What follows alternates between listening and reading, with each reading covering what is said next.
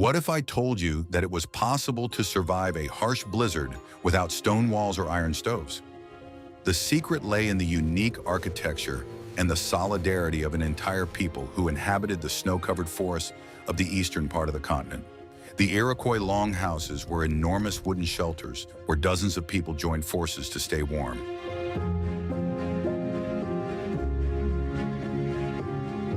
These grand structures were built from sturdy frames of young trees and tightly sheathed with thick sheets of elm bark. Externally, they resembled giant upside-down boats, capable of withstanding the weight of snow and gusts of icy wind. The absence of unnecessary windows and cracks turned such a dwelling into a reliable thermos for retaining warm air.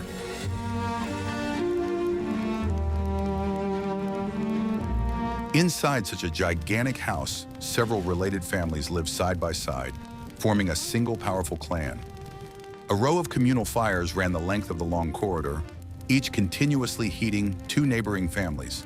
Thick smoke rose slowly toward the high arches and escaped through special adjustable vents in the wooden roof. The tribe's elder women strictly ensured that the life-saving flame never went out during the long, frosty nights. The entire life of the community was governed by strict discipline and mutual support for the sake of collective survival. Watch the video to the end, and you'll learn how the proper division of roles within a single dwelling allowed communities to thrive even during the coldest winters. Are you ready to learn the truth about how these forest shelters were built? The longhouse consisted of a massive framework made of flexible trunks from young trees, firmly bound together with plant fibers.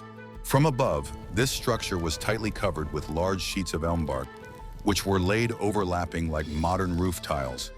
This technique prevented the icy wind from penetrating the interior, even during the most severe snowstorms.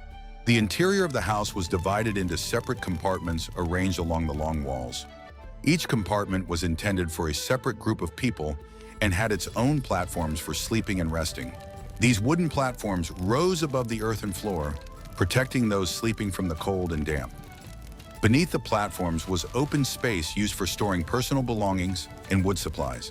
The central part of the house consisted of a wide corridor stretching from one entrance to the other. Along this corridor were communal hearths, each of which heated two opposite compartments at once. Smoke from the fires rose upward and escaped through special openings in the high roof.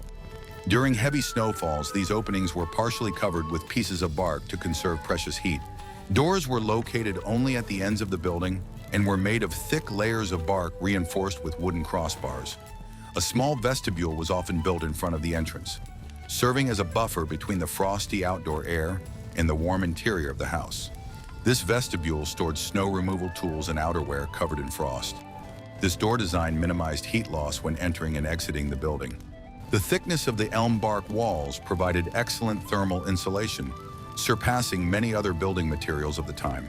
The bark was harvested in the spring when it was pliable and smoothed under heavy stones until completely dry. The resulting smooth sheets were tightly sewn to the frame using strong spruce roots or linden fibers. This painstaking work provided reliable protection from the biting winter winds. Strict order was always maintained inside the house, as it was important to organize daily life properly in such a confined space. Every item had its designated place, whether it was kitchenware, spare clothing, or tool blanks. The space under the ceiling was used to hang bundles of dried plants and finished wooden items. This allowed the living area to be freed up as much as possible for people to move around freely. In winter, the longhouse became a true island of warmth and light in the middle of a snow-covered forest. Soft light from the blazing hearths filtered through the cracks in the doors and openings in the roof. The walls protected the inhabitants from the howling wind outside, creating an atmosphere of coziness and safety. The constant presence of people and burning fires maintained a stable and comfortable temperature inside. Repairs to the dwelling were carried out constantly, even in winter, if strong winds damaged the outer layer of bark. Spare sheets of bark were always stored inside the house in case of emergencies. A damaged section was quickly replaced with a new piece, which was securely fastened to the main frame. This ensured continuous protection from the cold throughout the long winter months. The architecture of the longhouse reflected a deep understanding of the laws of nature and the properties of available materials. Wood and bark were used with maximum efficiency, creating a sturdy and durable structure. The house could be tens of meters long, accommodating a significant number of people under one roof. Living together in such a large building was key to successfully weathering the harsh winter conditions. This spatial arrangement made the Longhouse not just a shelter, but the center of all social life. I'd love to hear your thoughts. What do you think of this type of architecture? Share your thoughts in the comments and be sure to subscribe to our channel. The secret passed down from generation to generation lay in their methods of food storage. The winter diet was based on three main crops: corn, beans, and squash. These plants were grown in vast quantities during the summer and carefully prepared for long-term storage. Proper food preservation ensured that the community would not run out of food in the midst of a harsh winter. Corn played a central role in the diet and required special conditions for drying. The ears were carefully gathered from the fields and stripped of their tough outer husks. They were then braided by the remaining soft husks into long bundles resembling thick plaits. These bundles were hung from the ceiling of the Longhouse, where warm smoke from the fires would thoroughly dry the kernels. The beans also required thorough drying before being moved to winter storage. They were spread out in thin layers on flat pieces of bark in well-ventilated areas. Once completely dry, the beans were poured into special cylindrical containers. These containers were made of thick bark and securely sealed with lids to protect against moisture. The pumpkin was cut into long, thin rings or spirals to speed up the drying process. These rings were strung on wooden poles which were placed near heat sources. The dried pumpkin lost most of its weight but retained its nutrients and sweetish flavor. In winter, these dried pieces easily regained their shape when added to hot water.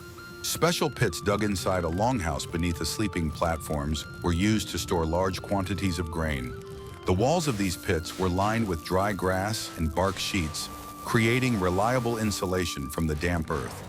The pits were filled with shelled corn kernels, which were tightly packed down layer by layer. The pit was then covered with a sturdy wooden lid and filled with dry earth. In addition to staple crops, the community harvested a vast quantity of forest nuts and edible roots. Nuts were gathered in the fall, shelled and dried on flat stones near the fire. The roots were thoroughly washed, cut into small pieces, and also subjected to prolonged drying. These additions diversified the winter diet and served as an important source of vegetable fats. Dried berries and herbs were stored in small woven baskets hung on wooden hooks. The baskets were woven from flexible ash fibers and had a very dense structure that did not let light through. They held supplies of wild strawberries, blueberries, and various medicinal plants. These provisions were used not only for food, but also for preparing hot, invigorating drinks. The community's elder women kept strict records of all supplies and controlled the distribution of food. They knew exactly how many baskets of corn and beans were hidden in underground pits and suspended from the ceiling. Daily food rations were strictly rationed to ensure there would be enough food until the first spring shoots appeared. This approach prevented the thoughtless waste of precious resources in the middle of winter. Each compartment in the Longhouse had its own small storage containers for daily use. Food was transferred from the communal stores to these small containers every few days. This kept the area around the hearths tidy and avoided the need to constantly open the large storage pits. The small containers were often decorated with intricate geometric patterns carved into the bark. Careful preparation and strict control made the storage system incredibly efficient. How difficult do you think it was to calculate such supplies for many months? In the next chapter, you'll learn how these supplies were turned into hearty meals right by the hearth. Something you've never seen before happened during cooking in clay vessels. Due to the lack of metal pots, people used large pots molded from local clay. These vessels had rounded bottoms, which allowed them to be placed stably right in the hot coals of the hearth. Clay was mixed with crushed stone to make the cookware resistant to high temperatures. The main process in the winter kitchen was grinding the hard kernels of dried corn. For this, massive wooden mortars were used, hollowed out from solid trunks of hardwood. The kernels were poured into the mortar and rhythmically pounded with long wooden pestles until they became a fine flour. This heavy physical labor took up a significant part of the day and required great endurance. To soften the tough husks of the corn kernels, they were often boiled in water with the addition of wood ash. The ash acted as a natural alkaline solution, making the kernels softer and more nutritious. After this treatment, the kernels were thoroughly rinsed in clean water to remove any remaining ash and husks. This method produced a product that was easier for the body to digest during the cold season. The most popular winter dish was a thick stew simmered in clay pots over low heat. Cornmeal, dried beans, and pieces of dried pumpkin were added to the boiling water. The soup was constantly stirred with long wooden paddles to prevent it from burning to the bottom. The hot dish filled the longhouse with thick steam and a pleasant, slightly sweet aroma. Sometimes the hot stone method was used to boil water in small bark containers. Smooth, rounded stones were heated in the hearth until red hot using wooden tongs. Then these red hot stones were lowered one by one into the container of water, bringing it to a boil. As the stones cooled, they were replaced with new ones to maintain a constant boiling temperature. A thick paste made from ground corn and nuts was used to bake flatbreads. This paste was shaped into round patties and wrapped in wide, dry leaves. The patties were placed directly into the hot ashes at the edge of the hearth and left to bake until done. The finished bread was dense, filling, and kept well for a long time in a cool place. Dining utensils were also made exclusively from natural materials found in the forest. Individual bowls were carved from tree stumps or assembled from pieces of birch bark. Spoons had wide scoops and long handles, decorated with carved ornaments. After each meal, these wooden utensils were thoroughly cleaned with sand and rinsed with water. Meals took place at a set time when all members of the settlement gathered around their hearth. Food was served from a communal clay pot into individual wooden bowls. During the harsh winter cold, hot food served as the main source of internal warmth and energy. The process of eating together strengthened social bonds and created an atmosphere of unity. Leftovers were never thrown away, but carefully saved for the next meal. Thick soup could be reheated several times, becoming even richer with each reheating. A respectful attitude toward food was deeply ingrained in this people's culture. If you were impressed by such incredible culinary ingenuity, be sure to like this video. I will reveal the best-kept secret of proper division of labor in a confined space. In winter, life did not come to a standstill, but simply moved under the reliable roof of the longhouse, where each person had their own duties. A clear division of labor allowed them to maintain order, keep everyone warm, and prepare the necessary tools. No one sat idle, as the survival of the entire community depended on constant and coordinated work. Women played a key role in managing daily life and distributing food resources. They monitored the state of the supplies, planned the daily ration, and oversaw the cooking process. Their responsibilities also included making and mending clothing from tanned hides. Women spent a lot of time sewing, using bone needles and threads made from plant fibers. In winter, men were engaged in making and repairing complex wooden tools. By their hearths, they carved handles for axes, crafted new mortars for grinding grain, and built frames for snowshoes. This work required great precision and a deep understanding of the properties of various types of wood. Sharp stone blades and scrapers were used to shape the wood and make it smooth. Keeping the fire burning in the hearths was a constant task that required attention, both day and night.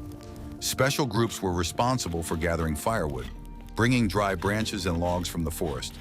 Inside the house, the firewood was sorted by size and stacked in neat piles near each hearth. Those on duty at the hearth made sure the flames never went out completely. Collecting water in winter was a separate and difficult task due to the freezing of rivers and streams. The ice had to be broken with heavy stone hammers to reach clean running water. Water was carried in large watertight vessels made of thick bark or hollowed-out wood. During periods of heavy snowstorms, water was often obtained by melting clean snow in large cauldrons over the fire. Clearing the area around the longhouse of deep snow was necessary to maintain passageways. Wooden shovels with wide, flat blades were used to clear heavy snow drifts from the entrances. This physically demanding work was done regularly to ensure that the doors would not be blocked after a nighttime blizzard. Clear paths also made it easier to reach the firewood storage areas outside the house. Weaving baskets and mats was another important winter activity that brought many residents together. Strips of ash and sweetgrass, harvested in the fall, were used to create durable and flexible items. Mats were used to cover sleeping platforms and create interior partitions in the house.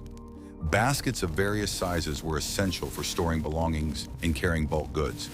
The interior of the compartments was kept clean at all times, as debris quickly accumulated in the confined space.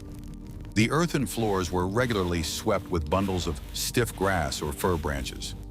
Wood ash from the hearths was carefully collected and carried outside or used for cooking.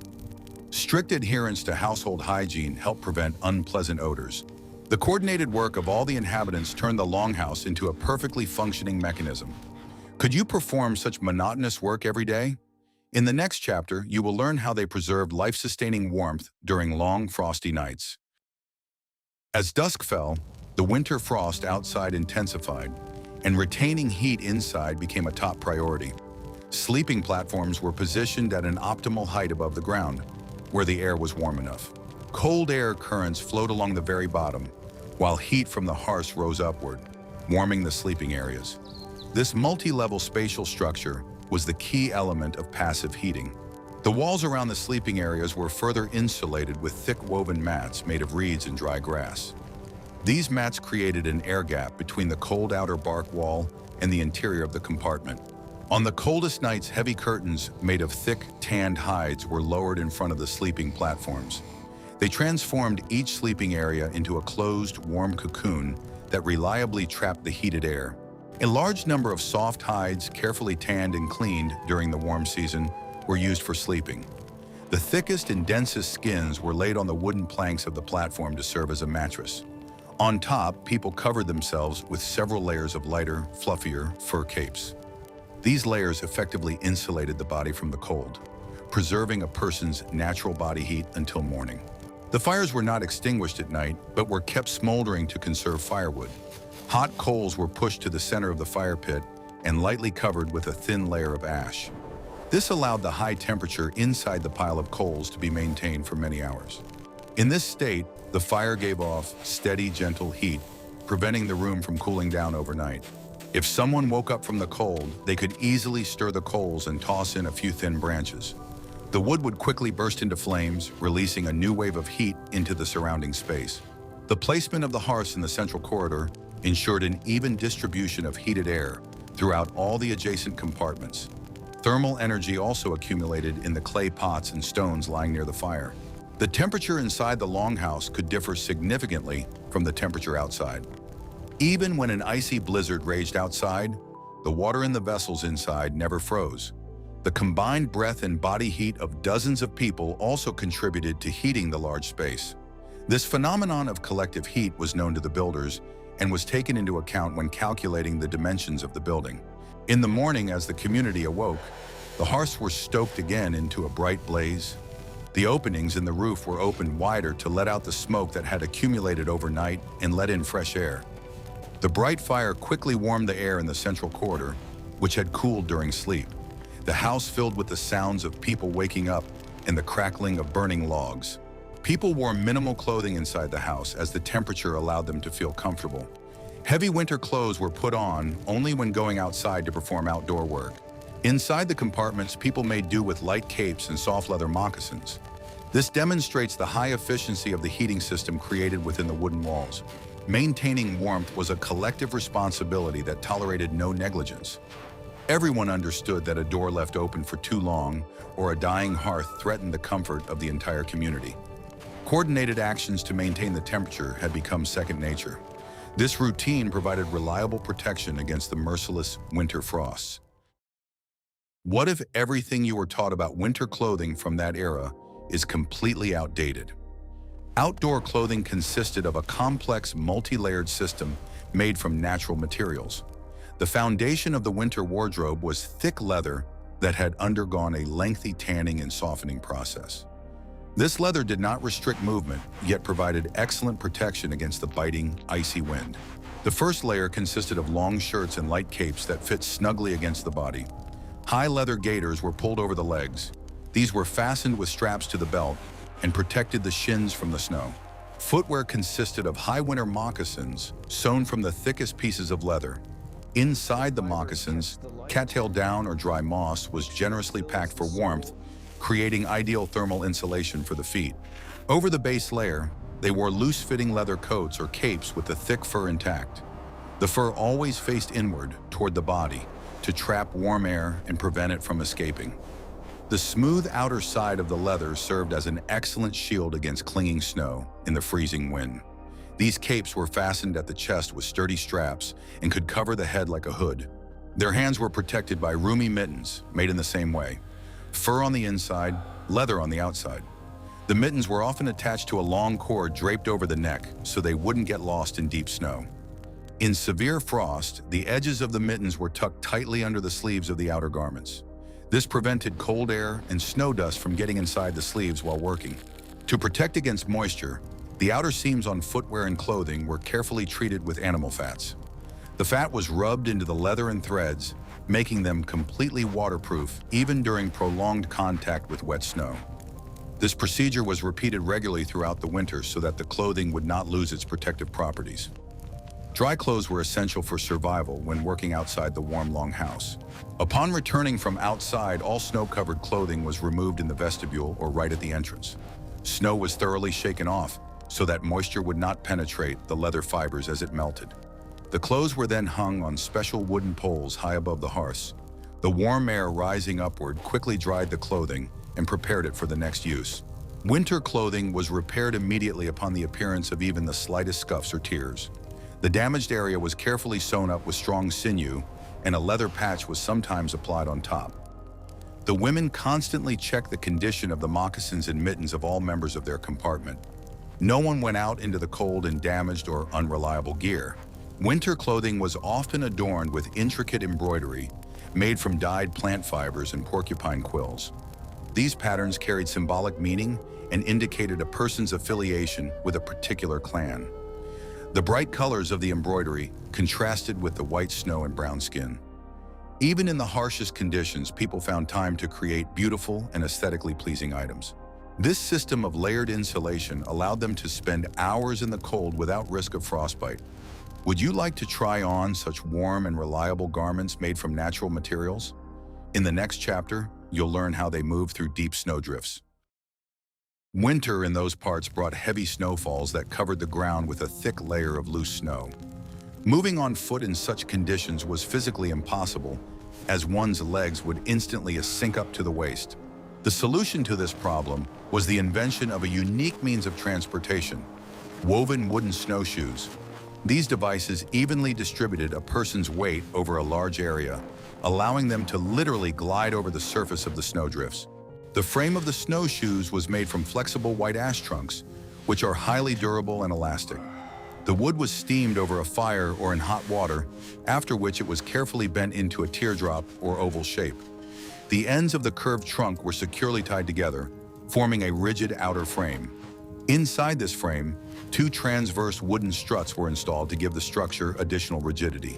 The space inside the frame was woven into a complex mesh of thin, durable leather straps. The weave was uneven. In the center, where the foot rested, the mesh was made smaller and tighter.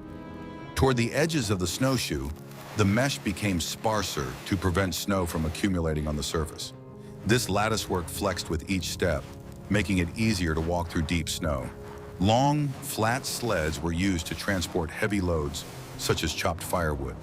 These sleds were made from wide planks or thick sheets of bark, curved upward at the front. The smooth underside of the sled glided easily over the snow, encountering little resistance. A single person could pull a load on a sled that was many times heavier than their own weight. Clearing trails in the forest after a heavy snowfall was hard collective work. A group of people on snowshoes walked one after another, compacting the loose snow with their wide strides. The first person walking in front bore the brunt of the load, and so the leaders often changed. After such a group passed, a firm and reliable trail remained in the snow. These packed trails allowed people to move much faster and even pull loaded sleds. The trails connected the Longhouse with firewood gathering sites and sources of clean water. Preserving and maintaining these routes was vital for the community's normal functioning. During blizzards, the trails were quickly buried, and the work of clearing them had to start all over again. Navigating the snow-covered forest required exceptional knowledge of the terrain and natural landmarks. Trees changed their appearance under the weight of the snow, and familiar landmarks were hidden beneath a white blanket. People navigated by the direction of the wind, the bark of trees, and the position of the stars on clear nights. Getting lost in the winter forest meant certain death, so venturing far from home without necessity was not recommended. Snowshoes were carefully stored inside the Longhouse so that the leather straps would not dry out and crack in the cold. After each use, the snow was carefully brushed off them, and they were inspected for damage. A broken strap was immediately replaced with a new one so that the equipment was always ready for use. These wooden and leather devices were true masterpieces of engineering for their time. Mastering the snowshoes required a certain amount of skill and a specific gait. One had to spread one's legs wider than usual and lift them slightly higher so that the edges of the frames would not catch on each other. Over time, this movement became second nature, and a person could walk dozens of kilometers without tiring. Snow transformed from an insurmountable barrier into a convenient path. The long winter months, when daylight hours were short and time outdoors was limited, were devoted to painstaking manual labor. Inside the Longhouse, work was constantly underway to create and repair tools and household items. Craftsmen positioned themselves closer to the light of the hearths, where they could make out the fine details of their work. This time of year was a period of preparation and renewal for all of the community's material inventory. One of the most important tasks was the making of sturdy baskets from split wood. Black ash trunks were beaten with heavy wooden mallets until the wood began to split into thin strips. These strips were smoothed with stone scrapers and used for intricate cross-weaving. The finished baskets were surprisingly light, yet capable of bearing heavy loads. Wood carving reached the highest level of craftsmanship precisely during the winter months. Elegant bowls, deep dishes, and spoons with curved handles were carved from solid pieces of hardwood. The surface of the finished items was carefully polished with sand and a damp leather until perfectly smooth. The wooden tableware was treated with heated fat to prevent moisture absorption and cracking. The manufacture of sharp stone tools required silence, concentration, and a steady hand. Craftsmen chipped thin, sharp flakes from large pieces of flint using bone tools. These flakes were shaped into arrowheads, knives, and scrapers with perfectly smooth cutting edges. The floor where this work was done was covered with a piece of leather to prevent sharp stone fragments from getting lost in the ground. Weaving strong ropes and nets was a daily task that did not require bright light. Fibers from the inner bark of linden, nettle, or hemp were twisted by hand into long strands on a bare thigh. These strands were woven into thick ropes for construction or thin nets for summer fishing. The finished skeins of rope were neatly hung on wooden posts inside the compartments. Natural pigments, prepared as early as the summer, were used to dye handicrafts. Thick extracts of red, black, and yellow were boiled from roots, bark, and berries. These dyes were applied to wooden masts, tool handles, and clothing elements using thin brushes made of plant fibers. The bright colors were pleasing to the eye and served as distinctive symbols of various clans. The crafting of longbows and straight shafts required special attention to the quality of the wood.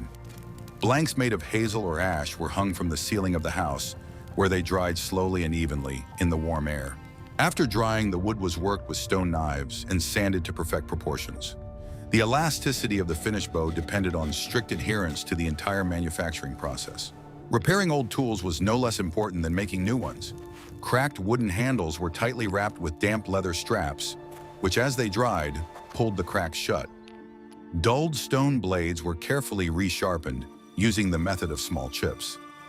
No useful object was thrown away if it could be restored and used again. This constant creative activity prevented people from falling into despondency during their long stay in a confined space.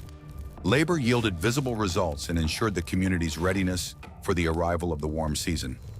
In winter, the Longhouse turned into a veritable workshop, producing everything necessary for life. In addition to physical labor, winter was a crucial time for preserving and passing on intellectual heritage. In a culture without a written language, all historical events, laws, and legends were preserved in the memories of the elders. On long evenings, listeners gathered around the central hearth to absorb this vast amount of oral information. The storyteller spoke slowly and rhythmically, ensuring that every word was accurately remembered. The community's elder women, who held immense authority, used this time to discuss plans for the coming year. They analyzed food reserves, assessed the quality of stored corn seeds, and planned the timing of future plantings. Every decision was made collectively after long and thoughtful discussions by the fire. Their experience allowed them to avoid fatal mistakes that could lead to famine in the coming season. Resolving internal disputes and maintaining harmony in the Longhouse also fell to the experienced leaders. In such a confined space, minor conflicts inevitably arose, and these had to be settled quickly and fairly. Verbal admonitions, references to ancient traditions, and calls for unity helped maintain a peaceful atmosphere. Harmony within the house was considered just as important a factor for survival as the presence of firewood in the hearth. Clan symbols and membership in a particular lineage were constantly emphasized in stories and decorative motifs. People memorized their family trees going back many generations, so they could know their kinship ties with certainty.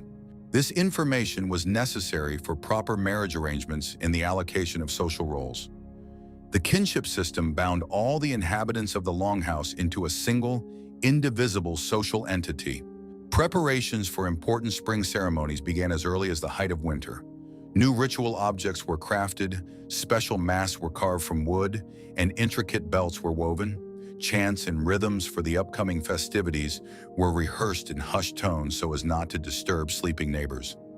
These rituals were intended to ensure a good harvest and prosperity in the coming warm season.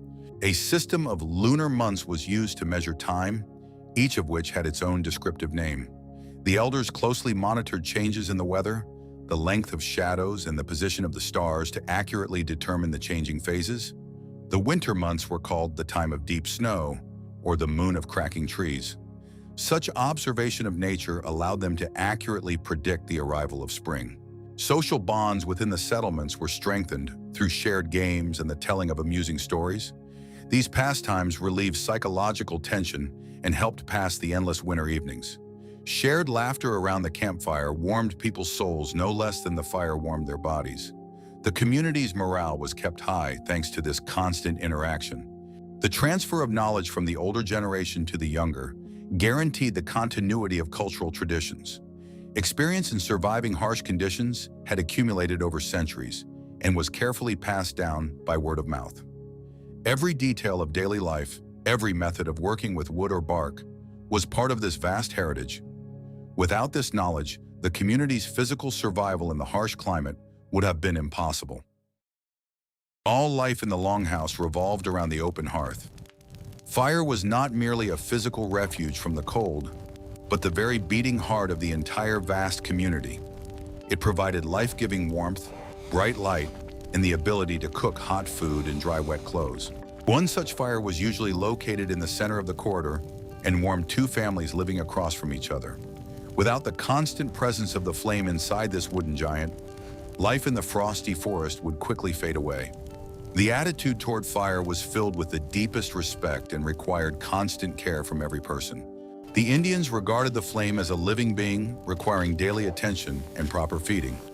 It was believed that the hearth connected people with the spirits of their ancestors and the creator of nature himself. Therefore, the process of keeping the fire burning was accompanied by quiet songs and strict traditional rules.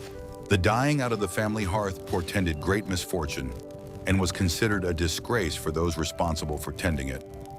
During the day, the women kept the fire going while preparing a stew of corn and dried beans. At night, this important duty passed to the tribe's most experienced and perceptive elders. Gathering wood for dozens of hearths was an endless and extremely exhausting process. This hard work did not stop even on the coldest and windiest days of the harsh winter. Collecting dry branches in the snow-covered forest demanded enormous physical effort from strong men. To avoid sinking into deep snowdrifts, hunters used special wide snowshoes made of flexible branches. These allowed people to venture far from the settlement in search of suitable, high-quality fuel. The logs they gathered had to be carried all the way home across the slippery snow crust. Only dry, fallen hardwood trees were used for heating. Wet wood produced too much acrid smoke, which instantly filled the room and stung the eyes. The Native Americans tried to avoid coniferous trees as they crackled loudly and scattered dangerous sparks. The right choice of firewood, such as dry oak or maple, ensured a clean and very hot flame. At the same time, a minimal amount of harmful black soot formed under the roof of the longhouse. Each log was carefully split with stone axes and stored carefully in a dry place. The Iroquois had perfected the technique of kindling and maintaining a fire over many generations. The glowing embers were carefully preserved in special, thick pieces of sturdy, damp bark. This made it easy to carry the flame to the other end of the longhouse if someone's fire happened to go out. The dying embers were fanned very gently and rhythmically with special fans made of bird feathers. This had to be done with extreme care so as not to scatter smoldering particles onto the dry wooden walls. Controlling the element of fire demanded the utmost discipline from every resident. Life in a massive structure made of dry bark and wood was always fraught with the risk of a catastrophic fire. A single accidental spark could destroy a dwelling, along with all its winter supplies in a matter of minutes. Therefore, large wooden vessels filled with snow or water were always kept near every family hearth. From a very early age, children were taught how to handle burning firewood and hot ashes safely. Any active play near an open flame was strictly forbidden by the clan's elders. These strict fire safety measures ensured a peaceful night's sleep for hundreds of weary people. The Longhouse embodied the complete victory of human reason and collective will over the harsh winter wilderness. No one here was left alone in the face of the merciless cold. All resources obtained, firewood and harvested crops were entirely shared by the entire large clan. The absence of private ownership of food prevented situations where someone would go hungry while their neighbor was well fed. The distribution of supplies was wisely managed by the elder women, who ensured that every family received its fair share. This principle of unconditional mutual aid lay at the very foundation of their philosophy of successful survival. The long, dark evenings by the fire were used not only for warmth and daily chores. This was the most important time for passing on the ancient legends and rich history of their people to the younger generation. The elders told fascinating tales of the creation of the world and the exploits of the great hunters of the past. Such evening gatherings helped maintain the tribe's high morale during the bleakest months of the year. People mended their clothes, carved wooden spoons, and listened to the soothing voices of their wise ancestors. Moral unity warmed the Indians' souls just as well as the blazing oak firewood. The seasonal cycle of nature moved inexorably forward, and the long, harsh winter gradually began to recede. The sun rose higher and higher above the treetops, and the giant snowdrifts were noticeably settling. The frosty air was finally filled with the long-awaited scent of melting snow and damp tree bark. Inside the Longhouse, frantic preparations were underway for the imminent return to the fields and open water. Supplies of dried food and jerky were already nearing their natural minimum, but the hearts of the people, exhausted by the cold, were filled with genuine joy at the approaching warmth of spring. Removing the heavy winter doors made of bark and throwing open the ventilation openings marked the end of a long isolation. The spacious house quickly filled with a fresh spring breeze, carrying the scents of the awakening forest. This welcome draft blew away the lingering smell of smoke and dried herbs that had accumulated over many months. People joyfully went outside, happily squinting in the bright and warm spring sun. The tribe was fully prepared for a new life cycle of large-scale planting and harvesting the coming crop. Another harsh winter had been successfully weathered thanks to the sturdy wooden walls and the unity of the clan. This remarkable architecture of warmth and light left a profound mark on the history of the entire continent. The principles of communal living and the rational use of natural resources inspired genuine admiration. Longhouses have forever remained a symbol of incredible strength, unity, and resilience in the face of any natural trials. The Native Americans proved that harmony with the surrounding world works far better than aggressive confrontation with the elements. Their rich cultural heritage lives on in the memory of generations as an example of ideal adaptation. The experience of the forest tribes is still being closely studied by modern anthropologists and architects. We have clearly seen how incredible self-organization and deep knowledge of nature allowed entire communities to survive successfully. The Longhouse was not just a huge building, but a highly complex mechanism ensuring the safety of every resident. Here, absolutely every element, from a piece of elm to a smoldering coal, had its own vital significance. This ancient system of collective survival proves that human solidarity can overcome any harsh climatic obstacles. Which of these survival skills do you think remain relevant today? Suggest topics for future videos you'd like to see on our channel in the comments, and don't forget to subscribe.